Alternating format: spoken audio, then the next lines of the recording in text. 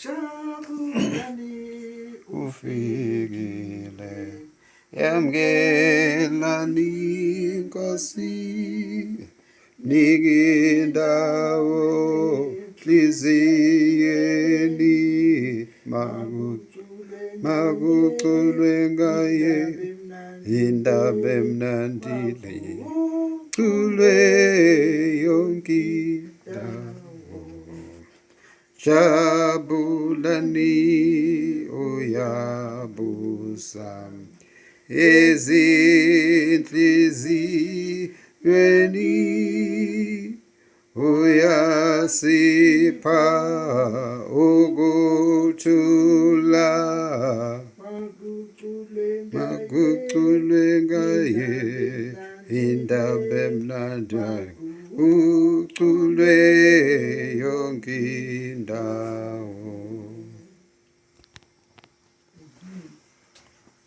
Luka 2:10. Phansi kwesizwe thina ukuzalwa kukaJesu nokusokwa kwakhe, verse 10 ithi ingelosi yathi kubo, ningesabi, ngokuba bhekani nginibikela izindaba ezinhle zokuthokoza okukhulu okuza kuba kubantu bonke, ukuthi ngizalelwe namuhla umsindisi onguKristu iNkosi emzini kaDavide.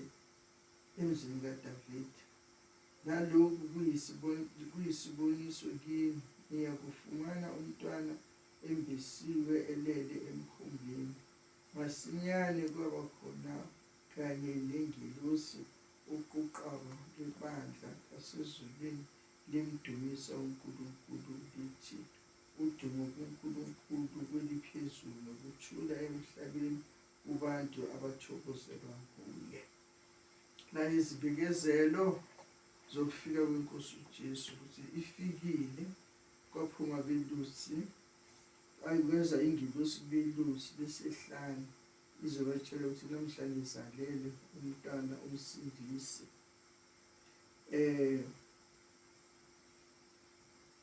Nibikela izindaba ezinhle zokuthokoza okukhulu okuza kuba khona kubantu bonke. Lezi ndaba lezi ezafika kunezalele umuntu bangazi ukuthi kunomntwana, kodwa babizwa dalo u-Isaya esho ukuthi kuza kuba khona umntwana ozazala unamandla, ubukhosi buyabanga ngokwakhe.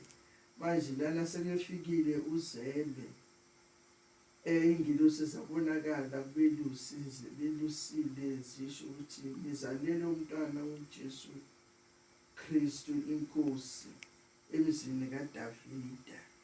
Savela kuphi? Ngoba uNkulunkulu isithembiso sakhe akasishiyi, ngoba wathembisa uDavida ukuthi okhalweni lwakhe kuyoba khona amakhosi, and okhalweni lakhe umbuso awuyi kuphela kuze kube phakade. Njengoba manje nawe uJesu uyavela, uvela esayidini lakaDavida, ukuthi nizalele namuhla umsindisi onguKristu emzini kaDavida. Njengoba sidumisa yonke indawo lapho hamba khona ama-Christmas carols aloku ayacunda kudunyiswa ukuzalwa kweNkosi uJesu. Wazala kodwa namhlanje kuseseyigugu isikhathi sakhe sokuzalwa. iChristmas siyazi inika abantu amaholide, nabantu abangathuli amaholide nabelungu bayabakhulula baye emaholideyini bayohlangana nemindeni yabo, bafike bajabule bahlabe kube mnandi kudliwe, ngoba kujatshulwa kukhunjulwa le-birthday enkulukazi yomntwana esazalelwa yena. Uthi nalokhu kuyisiboniso kini, niyakumfumana umntwana embesiwe elele emkhumbini. Siyabachazela ukuthi nje bazawuthola umntwana embesiwe elele emkhumbini, ngoba nje wazalelwa khona esitebeleni sezimvu, ngoba indawo yaswelakala, kepha nje bambeka emkhumbini bamembesa kahle. Masinyane kwaba khona kanye nezingilosi uquqaba lebandla lasezulwini lomdumisa uNkulunkulu ukuthi okhona ingelosi noquqaba abantu abaningi bacula bedumisa uNkulunkulu ukuthi udumo kuNkulunkulu kweliphezulu nokuthula emhlabeni kubantu abathokozelwe nguye. Udumo kuNkulunkulu kweliphezulu nokuthula emhlabeni kubantu abathokozelwa nguNkulunkulu. Inhlanhla engako yokuzalelwa akazalelwanga bona bodwa phakathi kwaleyo ndlu leyo, kepha uzalelwe umhlaba wonke. Isimanga sengane sazalelwa umhlaba ukuthi makazalwa kuduma umhlaba wonke. Umhlaba wonke uphakamisa amakhanda ukuthi kuzelwe inkosi, ngoba nazo abalusi izazi zangenisa kwaHerodi ziyobuza ngalo mntwana ozelwe. Wayengazi yena ukuthi khona indaba enje, ngoba ehleli ebukhosini ebheke ukuthi uyinkosi, kanti sokhona inkosi enye ngaphezu kwakhe.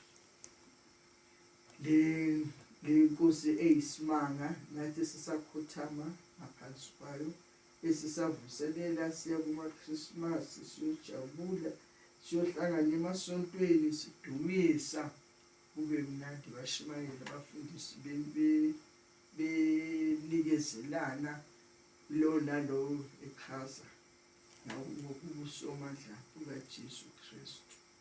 Siyabonga. Kulapho sasikhona. Ngithi kulapha kule cave esasikuyo. Ikhevi lapha legcileni uyazi ukuthi bathi sihamba phezulu indawo ungena ikhona lapha. Kodwa ngehlala izindaweni ezimnyama kukhanyisa ngezibanga sawo. Kwakumnyama nje emhlabeni wonke ngaleso sikhathi. Babesenza phela amalambu. Amalempe lawa abe-oil. Jabulani ufikile, yamkelani Nkosi, nikindawo enhliziyweni, makuculwe ngaye indaba emnandi le, cule yonke indawo. Jabulani oyabusa ezinhliziyweni, uyasipha ukuthula, makuculwe ngaye indaba emnandi le, cule